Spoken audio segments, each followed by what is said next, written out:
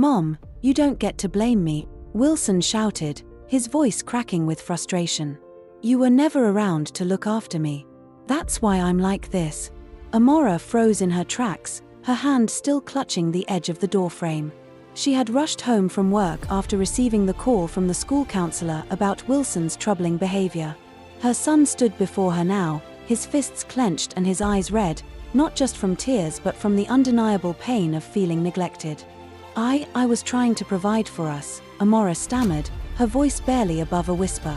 She stepped closer to Wilson, but he backed away, his body rigid with anger. "Everything I've done was to make sure you had a better life." Wilson let out a bitter laugh. "A better life? By leaving me with Kizito every single day? He wasn't a babysitter, Mom. As if he was my father. He didn't care about me. And now look at me." He gestured toward himself, his tone sharp with accusation. "I'm broken." Amora's chest tightened. Her son, her bright, beautiful boy, was slipping through her fingers, and she hadn't even noticed. "Wilson, please," she said, her voice trembling. "Tell me what's going on. I need to understand." Wilson shook his head, turning toward the window as if looking for a way to escape the conversation. "You don't want to understand," he said bitterly. "You just want to blame me because it's easier than admitting you weren't there to support me."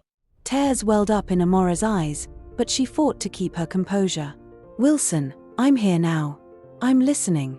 Please, talk to me."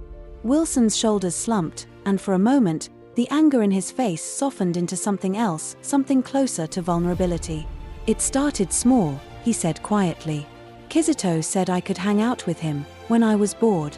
He was older, cool, and always had people around him. I thought he was fun. But then, he started offering me stuff." Amora's heart sank. "Stuff? What do you mean?"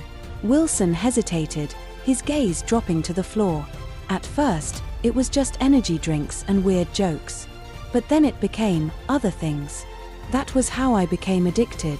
He said it was no big deal, and I wanted to fit in, Mom.